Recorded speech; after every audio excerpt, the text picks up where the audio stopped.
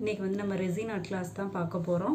இந்த கிளாஸுக்குள்ளே போகிறதுக்கு முன்னாடி இந்த கிளாஸை வந்து ஏன் கற்றுக்கிடணும், இதை கற்றுக்கிட்டதுனால என்ன பெனிஃபிட் இருக்குதுன்னு சொல்லி பார்த்துக்கலாம். இதை கற்றுக்கிட்டு நீங்கள் ஓனாக பிஸ்னஸ்னாலும் பண்ணலாம், இல்லை அப்படின்னா ஓனாகவே கற்றுக்கிட்டு நீங்களாகவே உங்களுக்கு பிடிச்சவங்களுக்கு ஓனாகவே ஒரு ரெசின் ஃப்ரேமில் வந்து கிஃப்ட் வந்து ப்ரெசென்ட் பண்ணலாம். இந்த வீடியோக்குள்ளே போகிறதுக்கு முன்னாடி நம்மளோட சேனலை வந்து சப்ஸ்கிரைப் பண்ணிக்கோங்க. பார்க்க போகிற டாபிக் வந்து வாட் இஸ் ரெசின், அதுக்கப்புறம் சேஃப்டி ப்ரிகாஷன், இந்த 2 டாப்பிக்கை வந்து கவர் பண்ணுற மாதிரி பண்ணுறோம். ஃபஸ்ட்டு வந்து என்னென்ன மெட்டீரியல் வேணும், மெட்டீரியல் நாலேஜுக்காக கொஞ்சம் தியரிட்டிக்கல் கிளாஸ்க்கு போயிட்டு அதுக்கப்புறம் நம்ம ப்ராக்டிக்கல் கிளாஸ்க்குள்ளே போனோம்னா கொஞ்சம் ஈஸியாக இருக்கும். ரெசின் வந்து ஒரு கெமிக்கல் தான். அதை வந்து கிறிஸ்டல் ஃபார்மில் வந்து சேஞ்ச் பண்ணுறதுக்காக ரெசின் ப்ளஸ் ஹார்ட்னர் ரெண்டையும் சேம் 2:1 இல்லை 3:1 அந்த மாதிரி ரேஷியோவில் மிக்ஸ் பண்ணும்போது ஒரு கிறிஸ்டல் ஃபார்மில் வந்து அது கிடைக்கும்.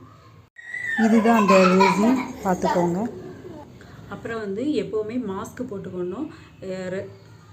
பிக்சரில் காட்டின மாதிரி ரெஸ்பிரேட்டரி மாஸ்க் வந்து யூஸ் பண்ணிக்கணும். இது வந்து கொஞ்சம் காஸ்ட்லி தான். அதனால ஸ்டார்டிங்கில் 2 லேயர் ஆஃப் நார்மல் நம்ம மாஸ்க்கு ப்ளஸ் ஒரு கர்ச்சீப் மாதிரி இல்லை ஷால் மாதிரி கவர் பண்ணோம்னா நம்மளுக்கு அதை வந்து இந்த ரெசினையும் ஹார்ட்னரையும் மிக்ஸ் பண்ணும்போது ஒரு விதமான ஸ்மெல் வரும். அது நம்மளோட ஹெல்த்தை வந்து அஃபெக்ட் பண்ணும்.